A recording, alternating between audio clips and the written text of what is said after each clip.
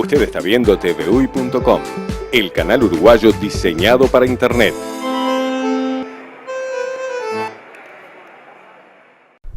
El reportaje de la semana tiene como invitado central al senador Sergio Abreu. Actualmente lidera y conduce el sector Dignidad Nacional y es precandidato a la presidencia de la República por este sector que milita dentro del Partido Nacional. Pero el doctor Sergio Abreu ha tenido una larga experiencia, es un ex canciller y un ex ministro de Industria.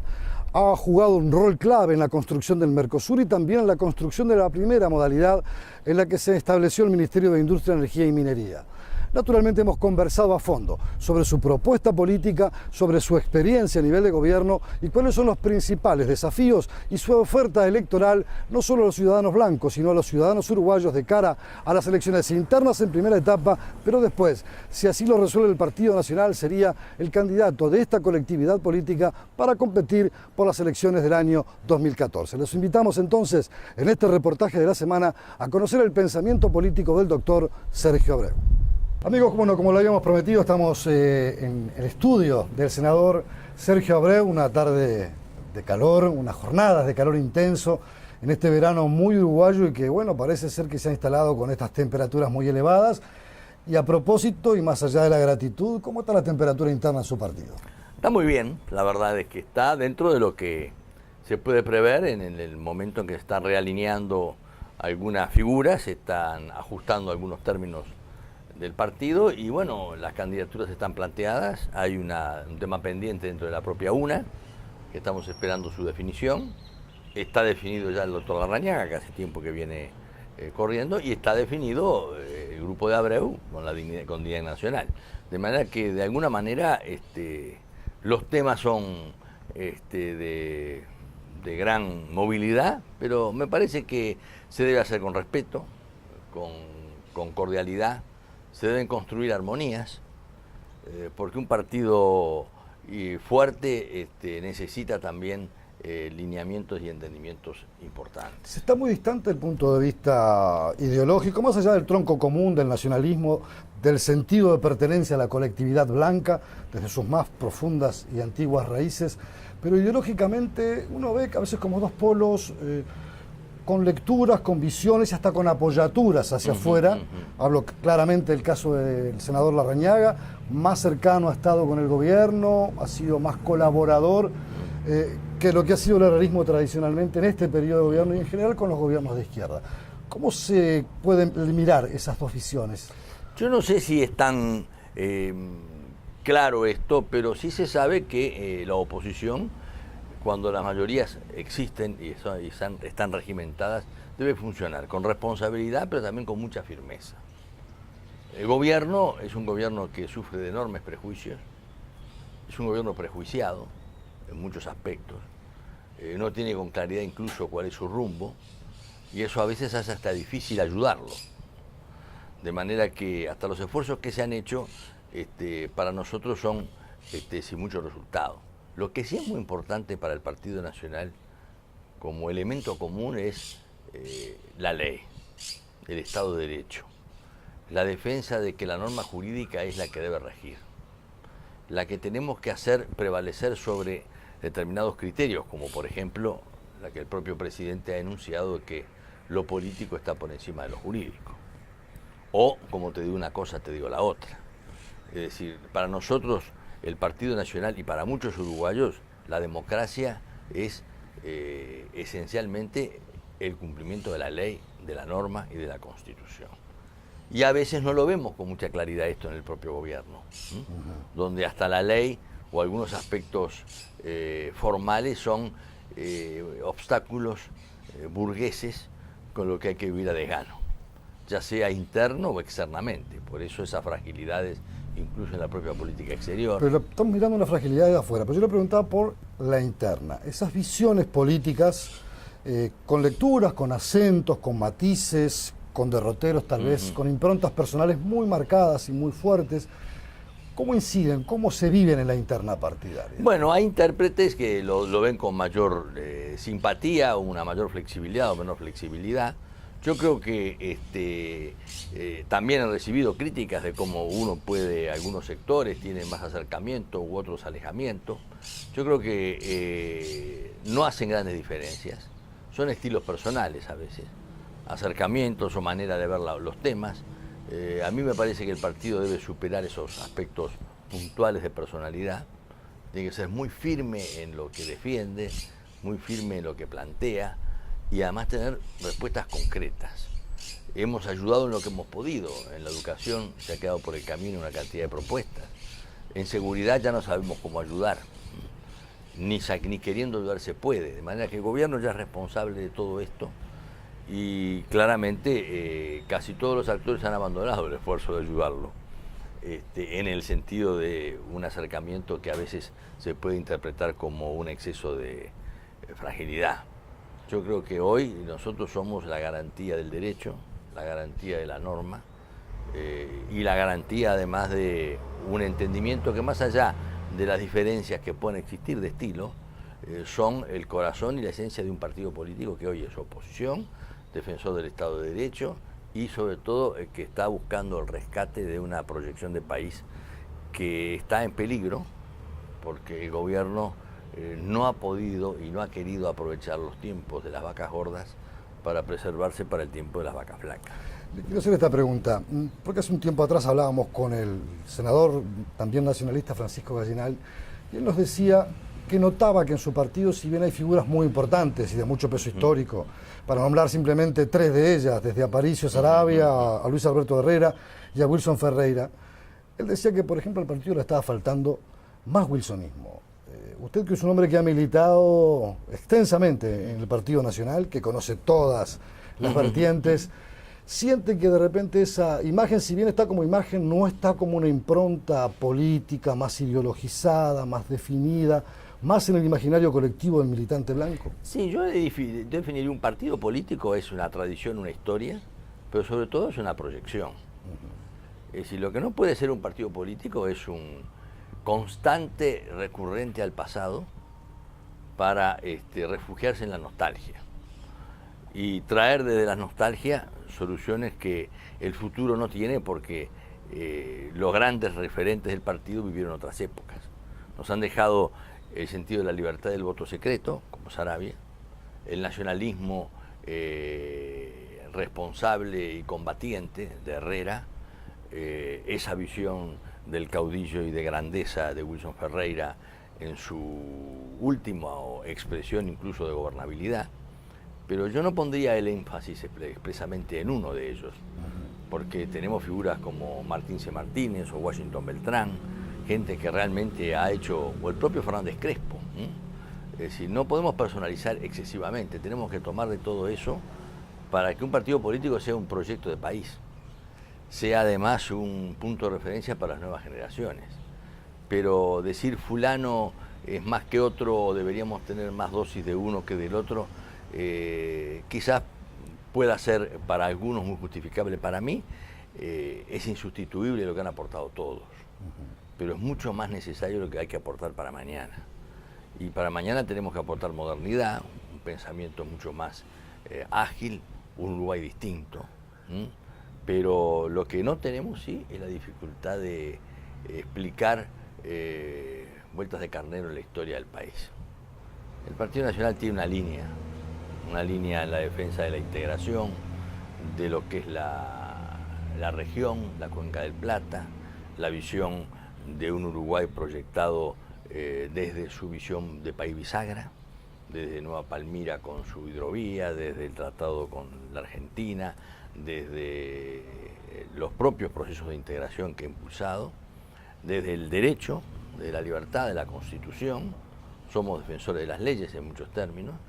Ahí sí Wilson fue uno de las expresiones más fuertes en su lucha contra la dictadura, pero también en el restaurar al Uruguay en un diálogo y un brazo tendido en el escenario de aquel momento, que era cuando se había recuperado la democracia, a costa de Wilson, que se lo había dejado preso. Pero ese tipo de grandeza y de visión también nos alimenta, pero yo diría que acá lo que tenemos que alimentar es un partido más fuerte. No hay líder fuerte con partido débil. Y aquí lo que necesitamos nosotros es fortalecer al partido en su renovación, la incorporación de gente, pero sobre todo no por el simple hecho de que tienen una nueva visión, por ser nuevas generaciones, sino porque son parte de un fortalecimiento de los valores éticos que hacen a la esencia del país y del partido. Le voy a dejar plantear una pregunta para esta primera pausa, porque es importante conocer este fenómeno que muchas veces a los uruguayos nos asombra, estas encuestas de opinión, que dicen por dónde va el electorado, cuáles son los porcentajes de adhesión a una u otra figura o a uno u otro colectivo, y yo sé que es un tema en el que usted siempre ha calado muy hondo con su mirada muy lúcida para poder rescatar hasta dónde estas cosas pueden ser una ayuda o se nos pueden convertir en algo completamente distinto que pueden cambiar el escenario o el mapa a la luz del ciudadano común y corriente. Pero me lo contesta enseguida. Con mucho gusto. Son líneas aéreas Uruguay. Vuelos directos de Montevideo a Buenos Aires y Montevideo a Rosario, Argentina. Para consulta de horarios y reserva de pasajes, sol.com.ar. Consulte a su agencia de viajes. Solo a través del correo uruguayo podés mandar un portero eléctrico para tranqueras. ¿Portero eléctrico para tranqueras? No, un portero eléctrico para tranqueras Rivera. Ah. El correo uruguayo llega hasta donde quieras.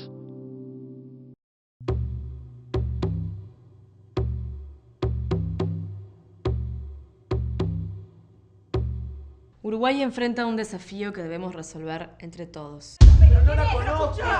24 asesinatos domésticos en el último año han convertido al hogar en un sitio peligroso. Empecemos por casa.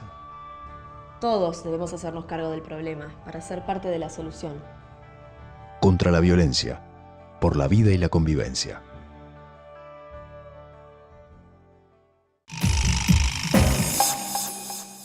La pregunta estaba planteada, senador, ¿qué pasa con estas encuestas, con esta dirección que de alguna manera cada encuestadora, empresa le da a lo que puede ser la intención del voto? Y hablamos en primer lugar con la intención del voto en el Partido Nacional, que según, y parece un acuerdo generalizado por las empresas consultoras, Larrañaga estaría liderando cómodamente una interna blanca y podría constituirse casi en el candidato para las elecciones del 2014. ¿Cuál es su lectura? Mi lectura es que yo de las encuestas que realmente tomo en cuenta son la de las urnas, el resultado electoral. Usted fíjese que los candidatos del Partido Nacional, desde que se inauguró este sistema, que iban primeros en diciembre del año anterior a la elección interna, todos, Ramírez la primera vez, Lacalle la segunda vez y Larrañaga la tercera vez, fueron derrotados a los 4 meses después en la interna del Partido Nacional,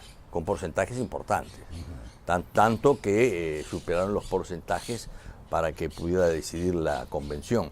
Fueron simplemente electos candidatos a la presidencia por mayorías aplastantes. Es decir, la encuesta cambia y las circunstancias cambian. Y además tampoco estamos en tiempo de estar midiendo todos los días la intención de voto. Lo que tenemos que hacer es ir buscando una presencia de imagen y de definición de los candidatos. Y después sí, los hechos se dan solos, pero no hay que suponerlos ni establecerlos con anterioridad.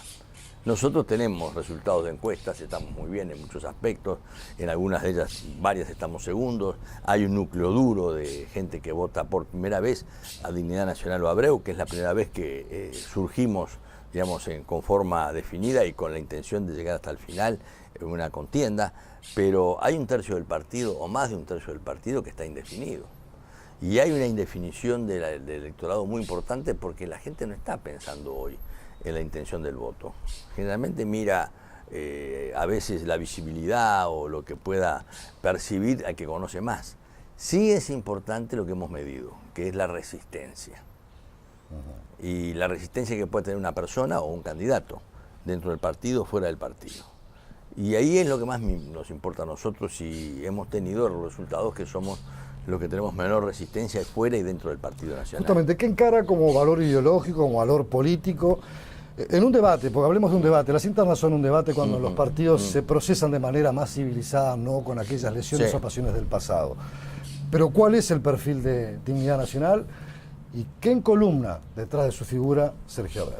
El perfil de Dignidad Nacional primero tiene que tener un candidato, y el candidato que soy yo, que estamos a la vista, tiene que ser lo que es: un ciudadano común, un hijo de un inmigrante, que aprendió a planchar los pantalones debajo del colchón, que tuvo una madre que trabajó también tejiendo para afuera, que conoce todas esas cosas, que tiene su origen en el interior del país, que no es un cajetilla, como muchas cosas a veces pueden indicar, habida cuenta de que fui canciller de la República o ministro, y la gente lo mira con cierta lejanía.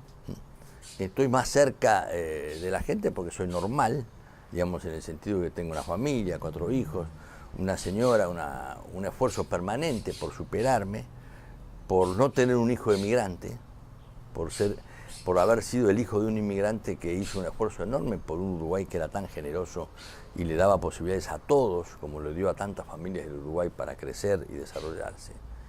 Y esa visión también es la cercanía de la gente en los problemas de la seguridad, de la salud, de la enseñanza, del esfuerzo que hizo mi padre para que yo estudiara, para que pudiera avanzar con mi hermano, de los distintos etapas en la que él veía que había parte de la cultura del Uruguay que él no tenía, que me volcaba con mucho calor para decirme cómo tenía que sentirme uruguayo por haber nacido en el Uruguay, en el Sanatorio Canzani, viejo sanatorio tradicional del Uruguay.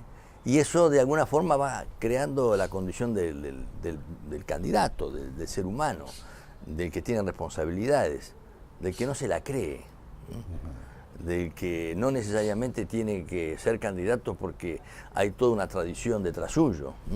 Simplemente el hecho de saber de que se construyen los destinos con el esfuerzo, con ser mejor, con estudiar, llegar a mi casa y yo tengo 4 hijos, 5 nietos, chiquitos todos, no muy chiquitos, pero en realidad yo digo, yo no puedo llegar a mi casa y un hijo me mire de reojo o me diga, mirá, me dijeron tal cosa o tal otra de tu actitud, de tu conducta. Yo creo que el Uruguay hace esa diferencia. Hay en muchos lugares del mundo y a veces en países muy cercanos, el ser honesto empieza a ser una virtud. Cuando debería ser lo normal. Cuando debería ser lo normal. Eso es lo que hace a un candidato, pero además hace a la seriedad, a la preparación, a la experiencia, a saber dónde pararse frente a un problema del país. Yo le voy a poner algunos temas, para también un poco ir delineando y conociendo y haciendo un ejercicio. Supongamos que en ese ejercicio de imaginación usted es presidente de la República, ¿cómo dialoga con el resto del sistema? ¿Cómo dialogaría con la izquierda, con los sindicatos, naturalmente con los empresarios? Pero digamos como que a esta altura son 2 estructuras fuertes, la izquierda posicionada como un activo político significativo, un movimiento obrero creciendo, sobre todo en adhesiones y en cantidad de afiliaciones. ¿Cómo se ve dialogando en este escenario con los conceptos que se han manejado hasta ahora, equidad, justicia social? Porque muchas veces le van a preguntar por estas cosas. ¿Cómo se va a situar en este tipo de escenario? Mire, el sentido de la solidaridad y de la justicia social las tenemos todos, justamente por los antecedentes que manifestaba, pero además yo creo que es muy importante que el Estado sea, o el gobierno sea orientador, regulador, es decir, regule la competencia y trate de evitar que haya factores dominantes o que el pez gordo se coma el pez chico, en monopolios privados o monopolios públicos, y también el Estado asistente, pero el Estado asistente que sea capaz de solucionar los problemas y no crear un clientelismo político donde se saca del que trabaja más, no el que gana más, del que trabaja más, el producto de su esfuerzo para crear un sistema en el que la superación y los controles de los resultados no los tenemos. ¿Haría un gobierno de integración nacional? Por ejemplo, ¿convocaría figuras de otros partidos políticos? Sin lugar a duda. Por encima de lo que pueda opinar su partido, que es el que lo estaría apoyando en el ejercicio de desarrollo. Sin lugar a duda, porque creo además, yo he tenido relaciones cuando yo era canciller o era ministro, conversaba en forma muy seguida con el general Sereni, con el cual tenía una gran amistad, o con los demás candidatos, iba a visitarlos a su casa, conversaba esos temas. El propio Pichenete sabe muy bien la cantidad de diálogos que hemos tenido. Ahora un presidente tiene que ser firme. Hoy hay que rescatar el sentido de la autoridad. no del autoritarismo, de la autoridad y de la firmeza, saber a dónde se va y sobre todo definir el interés nacional, que no sea sustituido por el interés sectorial. Porque si sumamos todos los intereses particulares del gremio tal, del gremio cual, de la enseñanza, de todo lo demás, no terminamos de definir el concepto del interés nacional. Y yo creo que un presidente tiene que chocar con esas dificultades. Decirle al sector sindical o al sector empresarial, hasta acá llegó lo que usted pide, no puedo dar más. Usted tiene que ajustarse a esto, el derecho y la norma son las que gobiernan. Y además a ejercer las cosas con autoridad, sobre todo, por ejemplo, en temas como la seguridad, que quizás es uno de los temas más importantes. El mandar no es un gesto de autoritarismo ni de arbitrariedad. El mandar quiere decir el orientar y el crear las condiciones de la conducción, que es lo que necesitamos. ¿Qué ha cambiado en la sociedad uruguaya para que se haya vuelto más violenta, más insegura? Algunos colocan el factor de la droga, que no es menor, como un fenómeno aparencial que ha generado una contracultura muy destructiva al interior de las familias. Hoy veo uno de los ajustes de cuentas, la pelea por el territorio para la comercialización de droga. ¿Cree que estos son factores que de alguna manera han llevado a que el Uruguay se enfrente de golpe a una realidad que no estaba acostumbrado y en la que no se están dando con la tecla adecuada? Sí, mira, hay dos aspectos, uno externo que yo veo siempre, que es esta tendencia a la globalización, los medios de comunicación, el entretenimiento, el acceso a tantos temas que los jóvenes ven con total naturalidad, que a veces les hace perder sus puntos de referencia en los valores nacionales. Veo lo otro que es muy importante, que es el fracaso de la enseñanza. La enseñanza donde hoy la deserción de secundaria es de altísimos grados, casi del 50%, y cuando hoy se deja de estudiar, se tiene otro destino que la calle, el barrio ya no es el mismo, la relación en la calle ya no es la misma. ¿Esto es culpa de un partido o es culpa un poco de todos? No, es una sociedad que se va creando esas condiciones. También hay dificultades en la conducción, pero yo diría que hay jóvenes que quieren hacerse su destino, pero a veces se está propiciando mucho más el individualismo, el narcisismo, el egoísmo, la cela tuya. No quiere decir que tengan que estar permanentemente trabajando como si fueran samaritanos, pero por lo menos en ese sentido de complejo social que requiere el esfuerzo de todos. Necesitamos también confiar en gobiernos, en dirigentes públicos, hombres y mujeres, y sobre todo en esa capacidad de diálogo que tenemos que tener, pero con firmeza. ¿Va a incluir mucha mujer en su Yo tengo la mayoría son mujeres que tengo. Digo, por aquello de la equidad de género que se habla ahora, ¿no? Inclusive hoy en la Fundación Carlos Rollo tengo la única mujer que está designada, está por nuestro grupo, y después tenemos cantidad de actores y trabajadoras sociales, de directoras de cultura o directoras del interior del país. Yo no soy de los que selecciono el dirigente, sino de los que cada vez que viene alguien me dice ¿quién es un referente? Yo le digo, es usted. Y entonces cuando uno dice es usted, esa misma persona, que generalmente son mujeres que están preocupadas, o porque tienen hijos, o porque a veces son madres solas, o porque ven las realidades de una sociedad muy fracturada, sienten el espacio para trabajar. Acá tenemos que dejar mayor libertad, mayor espacio, menos Estado metiéndose en la vida de la gente sintiéndose más libre para superarse. Y entonces ahí es donde, en vez de estar legislando todos los días porque vamos a hacer esto y la cuota y todo lo demás, todo muy bien, pero el espacio se abre con la conducta y con la actitud. Y las mujeres en el grupo nuestro son simplemente la parte mayoritaria por cosas casi dirías hasta naturales, no sencillamente por el hecho de que nos sentimos como obligados a hacerlo. Y yo me siento muy cómodo en eso porque participan, actúan, proponen y tienen una energía envidiable, ¿no? Para la última parte de esta entrevista yo no quiero desaprovechar la oportunidad por su larga experiencia en materia de política internacional y hacer un ejercicio de mirada a lo que es el entorno regional con las complejidades y dificultades y también cómo se proyecta el Uruguay hacia afuera. Hoy económicamente estamos bastante bien porque la coyuntura nos favorece, pero hay que pensar en el mañana. Después de la pausa me lo contesta. ¿Cómo no? Solo a través del correo uruguayo podés mandar un silenciador para tambores. ¿Un silenciador para tambores? No, un silenciador para tambores, Paysandú. Ah. El correo uruguayo llega hasta donde quieras. Son Líneas Aéreas Uruguay. Vuelos directos de Montevideo a Buenos Aires y Montevideo a Rosario, Argentina. Para consulta de horarios y reserva de pasajes, sol.com.ar. Consulte a su agencia de viajes.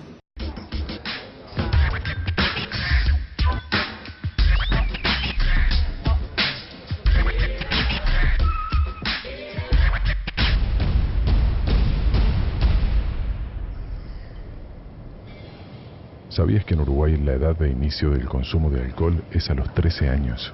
A menor edad de inicio, mayor posibilidad de tener problemas con el alcohol. Conectate con tus hijos. Cambiar es posible. Junta Nacional de Drogas, Presidencia de la República.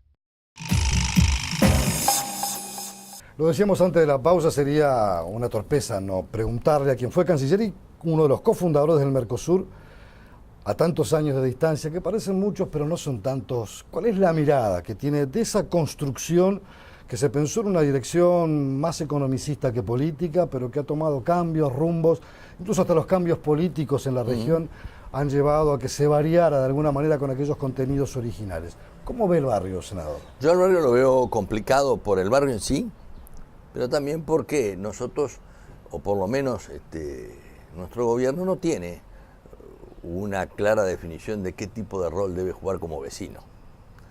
Primero hemos confundido los amigos con los intereses. El doctor Lacalle siempre repite una frase muy elocuente de un político inglés que decía: los países no tienen amigos, tienen intereses. Y nosotros no podemos tener el romanticismo de pensar que la Argentina o el Brasil nos van a dar simplemente por una simple concesión lo que nosotros queremos. Y este quizás es un error que hemos tenido, que estamos teniendo, sobre todo en los últimos años, porque nunca tuvimos una relación tan difícil con la Argentina y con Brasil, que es más sutil, porque Brasil tiene esa habilidad de sacarle a uno la camisa con el saco puesto, es decir, Itamaraty con esa profesionalidad. La Argentina y Brasil mantienen una bilateralidad muy fuerte, nos han dejado por el camino. La actitud argentina pasó ya simplemente de una colaboración a no cumplir ninguna obligación. No cierran los mercados, tenemos dificultades con el turismo, no dragamos los canales. Nueva Palmira está esperando 2 inversiones que nos autorizan, ni siquiera podemos publicar el grado de contaminación que no tiene el río Uruguay. Y sin embargo estamos pensando de que la amistad y que podemos acumular hasta por sublema, como digo yo, con los otros países, como sucede con lo que se hace con Ecuador o Bolivia o la propia Venezuela, más allá de los problemas que está sufriendo el presidente Chávez, que es un ser humano como todos y que todo el mundo quiere su recuperación. Pero lo que pasa es que aquí políticamente estamos muy mal. ¿Cómo se ve en ese escenario? Porque supongamos, de vuelta haciendo ese ejercicio, va a tener una presidenta brasileña o un presidente brasileño con un signo PT, o por lo menos orientado para ese lado. El futuro de Kirchner o del peronismo parece no estar sufriendo ningún tipo de problemas para poder renovar. Tal vez no sea Kirchner, sea otra figura, pero de alguna manera por ese lado ideológico se van encaminando. ¿Cómo se ve en ese escenario? Además con una Venezuela integrada, más allá de las complejidades y la situación personal de Chávez. Yo creo, del Uruguay salió la Ronda Uruguay, del GATT, el Grupo de los 8, el Grupo de Contadora. Creo que nosotros tenemos que tener propuestas. La inteligencia molesta, yo le he llamado siempre así. La capacidad de proponer, de tener ideas, no de destruir, sino de estar siempre un paso más adelante de los demás. Molestarlos en el sentido de que si tenemos un problema con Gualeguaychú, bueno, ¿por qué? Yo le propuse al gobierno anterior, ¿por qué no hacemos un protocolo ambiental de la Cuenca del Plata? A ver cómo se cumple con los requisitos ambientales en todas estas empresas de todos los países. Pero puso el dedo en la llaga, Argentina no lo va a querer. Por eso le digo, entonces pero va adelantando con un criterio constructivo, que es muy difícil que decir que no. En ese tema, como en tantos otros, el Uruguay se ha quedado creyendo que los gobiernos últimos, que la afinidad ideológica era una solución. Y además nos ha hecho dependientes. El vivir de prestado es una cosa muy, muy triste. El vivir de prestado es cuando nosotros venimos y recibimos los dólares de Venezuela y nos dan los dólares y los millones, y ahí aparecían las valijas de Antolini para la Argentina, para un lado, para el otro. Eso no es digno de un país. La cooperación es una cosa, pero vivir de prestado es otra cosa. No tengo nada contra Venezuela, sí tengo contra la posibilidad de que el Uruguay no aproveche hacer propuestas en la integración, en el tema energético, en la infraestructura, estar todo el día en estos temas permanentemente y no tener esta conducción tanto errática, donde vemos que el ministro de Defensa va a recibir la fragata Libertad embargada por deudas de la Argentina y no tenemos una sola concesión argentina en ninguno de los temas bilaterales que nos acucian. Entonces uno parece que hasta la ingenuidad nos está haciendo un enorme daño. Yo no pondría confrontaciones porque no es el caso. Tampoco podemos porque el Uruguay es un país vulnerable y tomador de decisiones. Ajá. Pero sí un esfuerzo enorme por tener capacidad de propuesta, por trabajar, por tener un presidente que hable con ideas y que tenga la capacidad de molestar constructivamente, un equipo de gobierno, una cancillería que consulte, no un consejo de ministros que sea una terapia de grupo, sino que sea simplemente un órgano de conducción, algo que lo haga al país distinguirlo, no por los exabruptos, ni siquiera por la forma diferencial de manejar hasta el relacionamiento personal, el país que mantenga ese apego al derecho. El único instrumento que tenemos nosotros para defendernos es el derecho. Y nosotros, si no nos aferramos a eso, estamos o viviendo de prestados o con las concesiones hechas con falsos paternalismos. Y yo creo que ese es el Mercosur que tenemos que recuperar más. El Uruguay... Parece difícil, ¿no? Muy este difícil. Escenario parece muy complejo. Yo coincido, por ejemplo, en el tema de Aguas Profundas, del puerto de Aguas Profundas, y le he dicho al presidente hay que impulsar con esto. Pero claro, ¿por qué? Porque el Uruguay tiene que elegir entre ser bisagra o ser el Peñón de Gibraltar, queda colgado. Y tiene que tener carreteras, líneas férreas y conexión fluvial. Claro, tenemos hoy los aviones en tierra, los trenes en la vía y los camiones en los pozos. Porque en infraestructura hemos tenido un déficit terrible en materia de inversión. Pero creo que el proyecto del Uruguay vale la pena seguirlo adelante, con el tema del puerto de Aguas Profundas, sabiendo las dificultades que tiene, con la conectividad, pero todos los días trabajando sobre el tema. ¿Hasta dónde se puede? Porque a veces se plantea la disyuntiva o la dilemática, es Mercosur sí, Mercosur no. Pero, por ejemplo, Uruguay hizo un acuerdo con México, por fuera del Mercosur, de libre comercio, no sé si lo está explotando en la medida de las posibilidades que tiene, pero parece ser que si nos vamos para otro rumbo nos ponen la tapa y claro, nos dicen no. Y eso es que, primero no nos podemos mudar, eso está claro.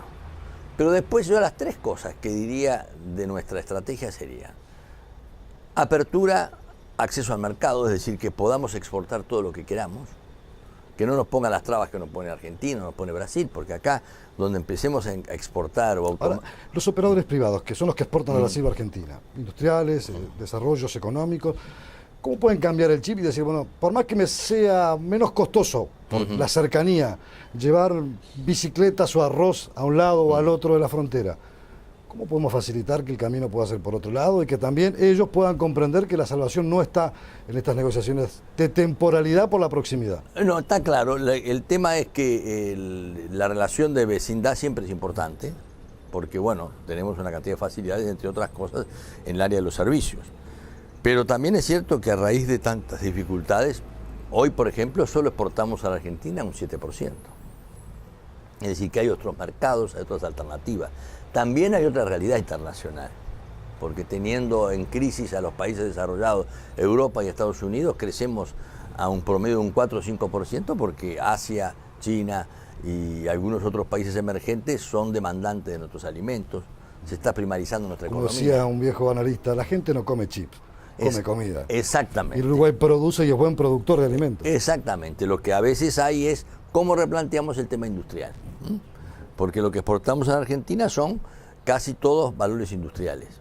Y lo tenemos trancados. El presidente ha hecho mucho hincapié en el tema de agregarle, o el mayor valor agregado a los productos que exportamos. Claro.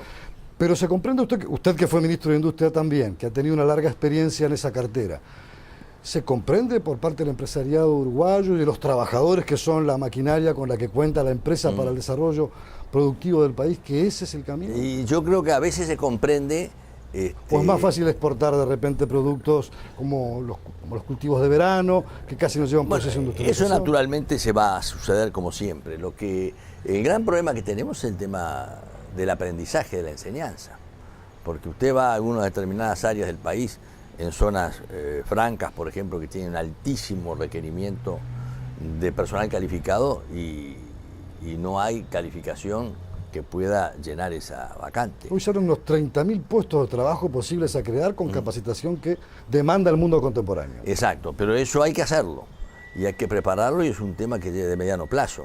Nosotros tenemos una gran brecha, una enorme cantidad de trabajadores no calificados que hoy no tienen posibilidad de reengancharse y una enorme demanda de trabajo calificado que no tenemos y que a veces traemos del extranjero para poder cumplir con esos. Es un tema precisamente en el centro de la enseñanza. Por ejemplo... ¿Comparte la Universidad Tecnológica? Soy partidario 100%, con la única observación que tengo es que la mayor deserción que tenemos en materia secundaria es en el interior. Y para ingresar en la Universidad Tecnológica hay que terminar bachillerato. Entonces teníamos que ver cómo podemos enganchar a los jóvenes. Un puente. Un puente para que la UTU o todas estas carreras intermedias sean de alguna manera las que aseguren que los muchachos jóvenes puedan canalizar en la difícil situación que ¿Le llegaron los nombres de las autoridades que propone el presidente de la República para esta universidad tecnológica en el interior? No he escuchado que tiene es una idea. Una idea, pero no, a mí no me interesan tanto los nombres, porque acá el problema nuestro es que a veces vivimos atrás de los nombres y lo que queremos hacer es fortalecer las políticas, la conducción. Si el presidente rescata su cabeza, si el presidente, como dijo el otro día, me voy al Mazo por un problema que tuvo, no, el presidente nunca se va al Mazo, el presidente es el que manda, el que tiene que orientar, el que tiene que forzar determinadas situaciones dentro de la ley. Entonces el nombre o la persona es importante, pero no es lo decisivo, es la política que se va imprimiendo y se va imponiendo dentro del marco de la ley con la capacidad de conducción del país.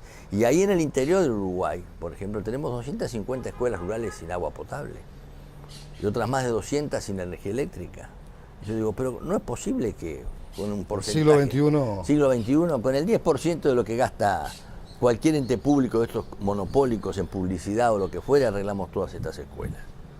Yo digo, tenemos que tener esa sensibilidad de ir a donde la igualdad de oportunidades es más cruda, donde el que surge ya con un pie descalzo es muy difícil que se pueda calzar del todo. Y eso es un poco esa visión de país que se dialoga, se trabaja, pero necesita firmeza, conducción, mando, autoridad, experiencia, más allá de todas las buenas intenciones. Yo no creo que haya gobierno que quiera hacerle mal al país, pero creo que hay gobiernos que le hacen mucho mal al país porque a veces es lo mismo cuando uno tiene un hijo que ser atendido por un médico.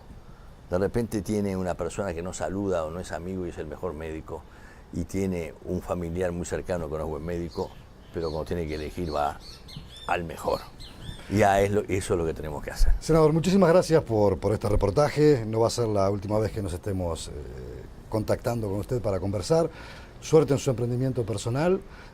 Naturalmente, una vez más, gracias por la amabilidad y la gentileza de recibirnos aquí en su estudio. Un gusto como siempre, la verdad que un placer, y además ya aprovecho para saludar a toda la audiencia que va a llegar seguramente a todo el país y desearles además un feliz año, que no es una formalidad, es simplemente que nos merecemos vivir mejor y todos tenemos que hacer un esfuerzo porque nuestras familias reciban ese impacto. Amigos, hasta aquí entonces el reportaje de la semana. Nuestro invitado central fue el senador Sergio Abreu del Partido Nacional. Usted está viendo TVUY.com, el canal uruguayo diseñado para Internet.